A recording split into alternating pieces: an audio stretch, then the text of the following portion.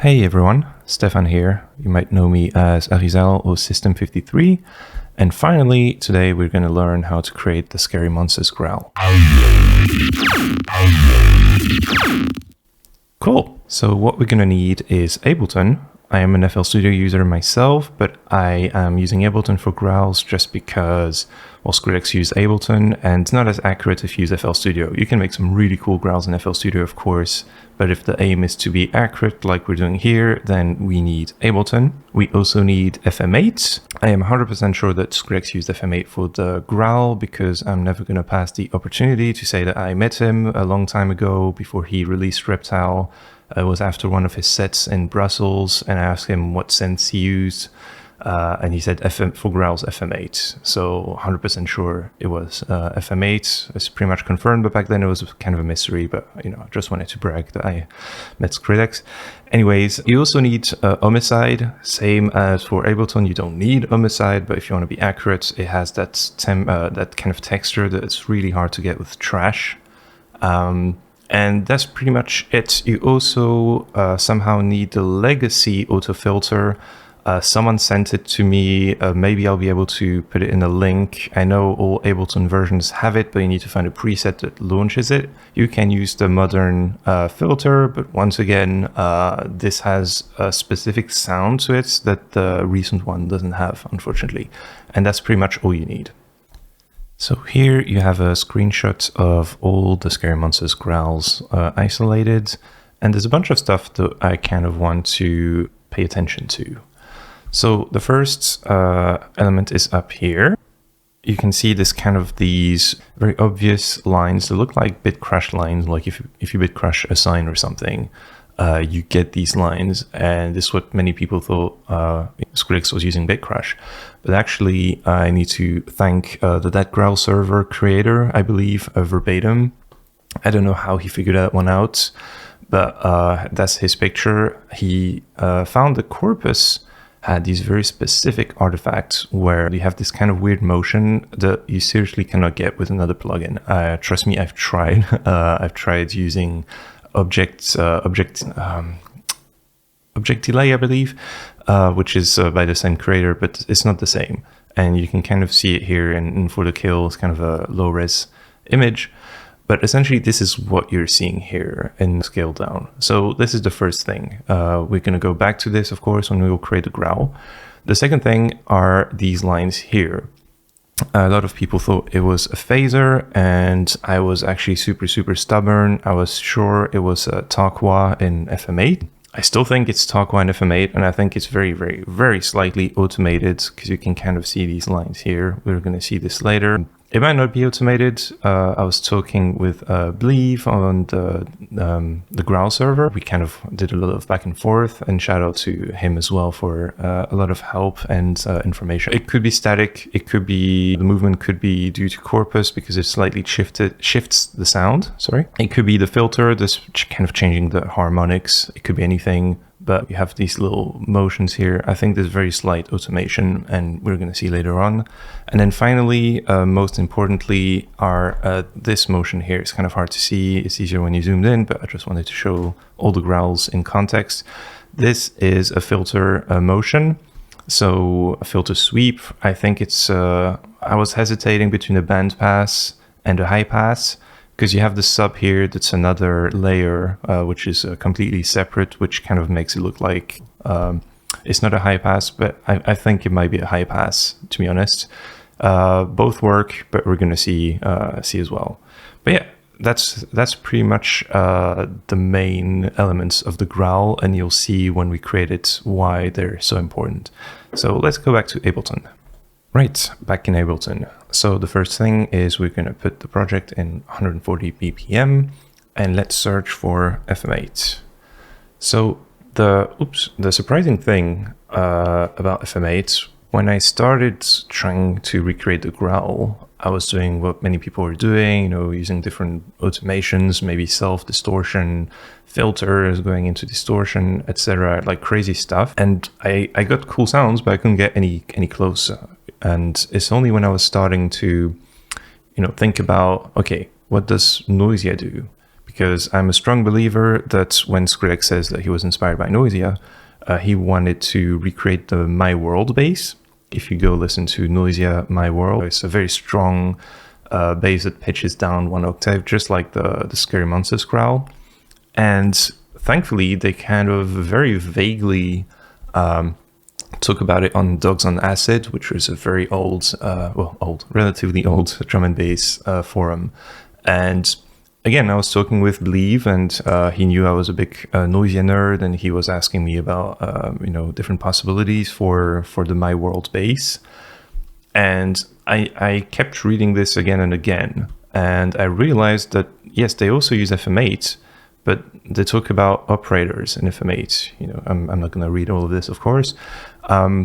And then it kind of hit me that maybe he uses FM8, but he doesn't actually use any FM. Like, it's literally 3 sine waves.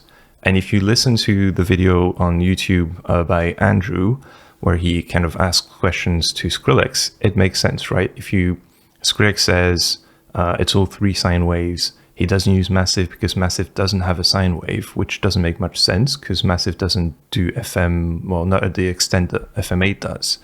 And so when you realize that it's actually, he distorts 2 sine waves, he distorts on both of them, then basically now it starts to make sense, because how else would this make sense with what he's saying?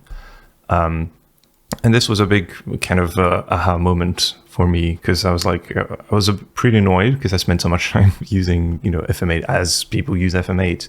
But also my growl starting to sound way, way better. And huge shout out to Rick. I don't know what name he wants me to use. You probably know him from his amazing channel, Cure Audio, that he made with a friend.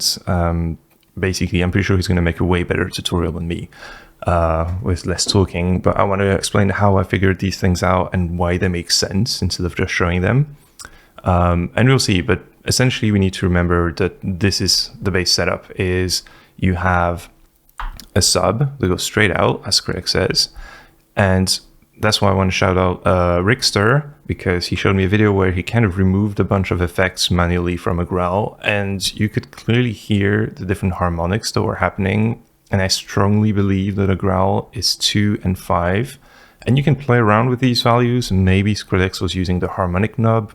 Like if I put it here and I click apply, you'll see that the harmonics now are completely different. It's like 3, 4, and 7.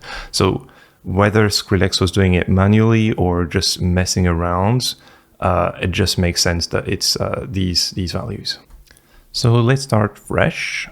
And there are a bunch of things that I kind of want to do. So as before, we have a sub straight out. We have this one that's 2, and we have this one that's 3. You put them both through saturation, distortion. We're going to play around with these values. You'll see that the growl changes so much when you change these values. And essentially, I don't know if he is automating this, but we're going to automate these 2 values, this value as well, because this is kind of going to shape the growl. That's pretty much it for this part. Super simple, just like Skrillex said. He might have used multiple voices. I'm not sure. I've gotten great growls with and without. I'm going to leave it as one just to make things easier. I'm a strong believer that the digital slider was used because you have these kind of artifacts that you hear in the high end.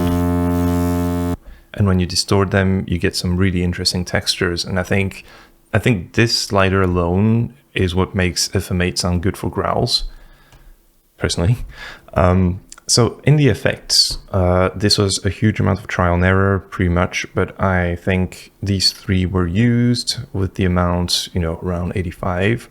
We're going to mess with these values here later on as well, because right now the context is really silly, but I kind of moved these around. Now, if you remember, we talked about Tarquois before. So to get the position that you kind of see in here, basically it's around 66. And I think there's automation on the size from 90 to 100. We're not going to automate it for now, maybe later, just keep things simple. But basically, this is it for the effects. In Easy Morph, That's pretty important. You need to have motion because right now it's boring. Right, very boring. Let's just move these around very slightly. There's a little bit of motion. And honestly, this changes a lot once you start the distortion phase, because you get kind of these differences between each growl, which is very important, is kind of what gives it the organic vowel sound. And then finally, we have to play with the amplitude envelope. Again, sounds really, really stupid right now, but this is also quite important. Now, maybe he did it individually in these envelopes right here like this, but this is an easy way to kind of move them all together. What else? Right, the pitch. Now, he probably used mono with portamento and then a note and then pitches it down. I have kind of a preset that I use, which is just basically this, pretty simple. Surprisingly, it's not 50. It doesn't go one full octave down. It kind of goes like one note difference. Sounds so stupid right now, but trust me, it'll get better. Okay, we're going to get back to all this, of course, to automate stuff, but then let's find the rest of the chain. Let's add an OTT. So it's kind of unusual to add an OTT right after FM8. The reason I'm doing this is that there is a screenshot, I believe this one, of Skrillex, very potato quality. I think this is Pro 53, but basically he has an OTT, a saturation, and homicide next to each other. And I was thinking, okay, like it's likely that he uses this in other places. And when I started using OTTs this early in the chain and used these, because you can kind of see in the image, he doesn't tweak anything in OTT except these knobs here. You can use that as an EQ and it drastically changes the sound. But let's keep going. Let's add a saturator, which is also a big part of the sound. Now I am going to be lazy and load my tutorial, because it's basically, I spent hours and hours, an embarrassing amount of hours, like genuinely for this whole growl. I don't even want to say how many hours I've spent. Anyways, you can copy these values and now it sounds like this. A bit loud. Still pretty bad. Maybe it's wrong. There we go. So now we're starting to get these harmonics and sounds. We're going to use homicide. Hopefully it doesn't crash. Same as before, I think I had a preset. Let me load it. There we go. So this is the homicide preset I'm using. If you can't see well, it's accumulator, I believe, vacuum and hop. It doesn't have to be these. The things that are quite important in homicide are the trim. People can forget this exists. The pre-distortion, have it at like -3. Trim -13. The first band, I have it around 200 Hertz. Second band between 2 and 3, I have it at 5000 Hertz. I don't use the band 4. And then basically using the shape is kind of hard to explain homicide. I'll be here for an hour if I do. So if you want to just copy these values, you can, maximum, sort of midway. And this kind of uses, compression and distortion, and you get this. Pretty horrible, right? But the further processing will kind of tame this, and you get this little squeak at the end. This little click, little squeak. The older version of Ableton has a much more prominent squeak. I'm not going to focus too much on this because I only have the modern version of Ableton, etc. But if you wanted to be 100% accurate, you'd download the same version Skrillex use, and you would have probably different sounds because these are slightly different. Right. And then after this, you have Corpus, which also I'm going to load a preset. Did I quit tutorial? No, I just call it Stefan Corpus because I'm narcissistic like this. And this is, if you remember, we talked about, this is going to bring in these lines, but also something that people aren't really using is the filter. Let me show you how it sounds right.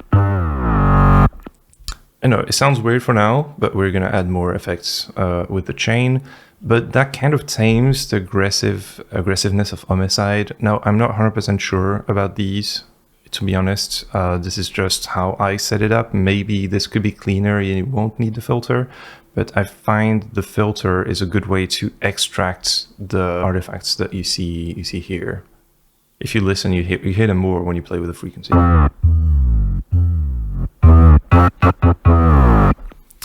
So next up, let's add an OTT. Let's add another OTT. And I forgot the most important part. We need an auto filter. Legacy, which is before the two OTTs. It is set, wait, that's not legacy. Why are you lying to me? Right, and I almost forgot this. So this could go here, just mess around, but this is going to be like the meat of the sound. If I play around with now, see immediate change. And then finally, let's add an EQ. And this is more important than people think. You actually need to cut the low frequencies away, but also have like this massive boost here. When I look at the harmonic frequencies in the original sounds, you kind of have this very big boost around here because of the filter, but also because of EQ, I believe. And then you have a little dip here, and then you have kind of a boost around the Talkwa peaks.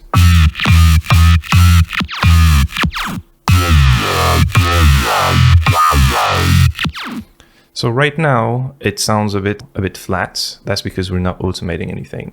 So let's go here. Let's zoom in. Again, I told you I'm not the best Ableton user.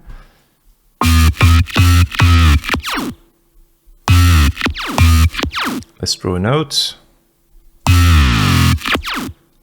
Cool. So the most obvious thing to automate is the auto filter. So let's put a new automation lane.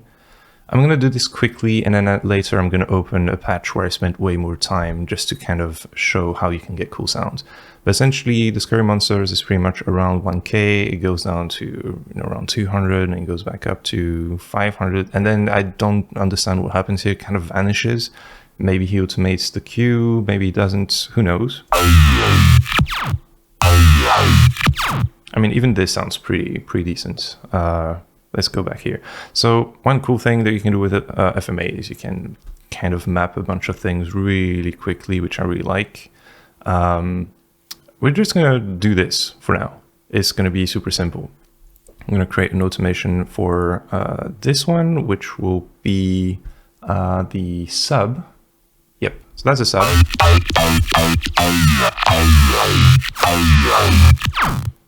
And again, you can hear it changes the sound drastically. I'm going to do the same for these two and just mess around. And that's pretty much the whole principle behind the growl is you have two different sine waves. Oh, I put 2 and 3. I'm an idiot. It should be 2 and 5. 2 and 3 could work, but yeah, you can hear how when you bring some sines in and out volume-wise, you get different, different harmonics, you get different formants.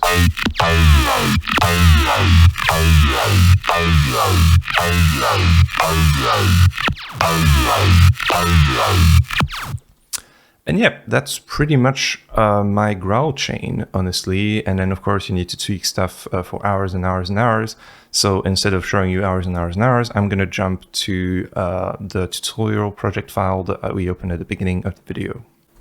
Okay, we're now back in the tutorial project that I showed you, and then we play the sound. You might be thinking, hey, this sounds way different than what you showed us. That's pretty much what I meant by tweaking things. The main thing that we didn't have before is, and it does a lot, is having a sub. A sub is essentially just a sine wave. I have the envelope going up, and then I added a little bit of saturator. It adds so much, like for any sound.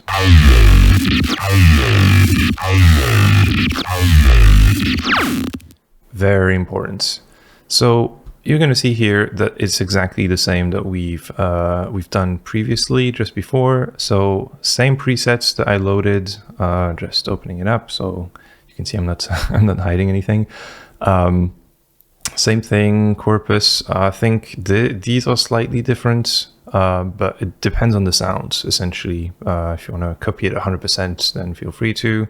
Auto filter, OTT, I've also tweaked slightly. This is a bit less of an amount, but this is just to very slightly tame it. And essentially FM8, same thing as before. You have 5, 2, I did 2, 5, but 5, 2 doesn't matter. These are the values for the saturator, 63, 77, and then just a sine wave out. Here are the effects. Overdrive 92, 52, 94, 100 if you want to copy it perfectly. Tube amp 70s, 57.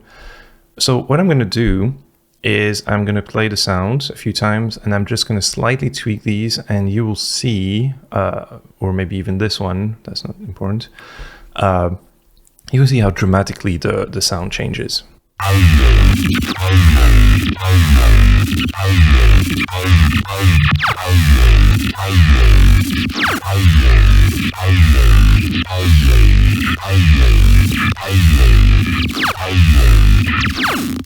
Well, maybe dramatically is a strong word, but it is how it shapes the overall sound if you want to be super accurate.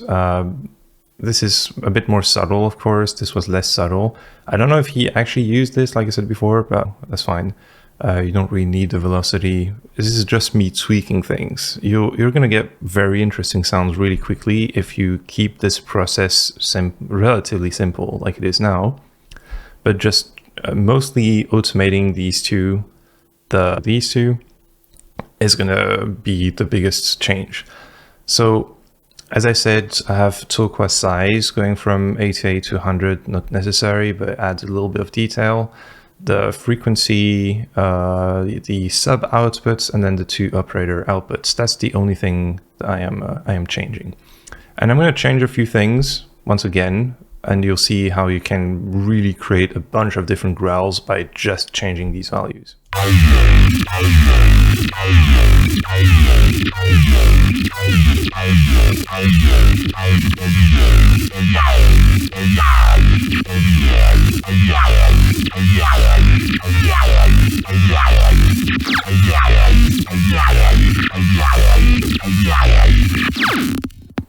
And immediately you get like these crazy cool sounds, which is how I feel he made Scary Monsters. Just basically have this patch, move stuff around.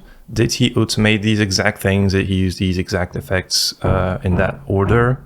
I'm really not sure.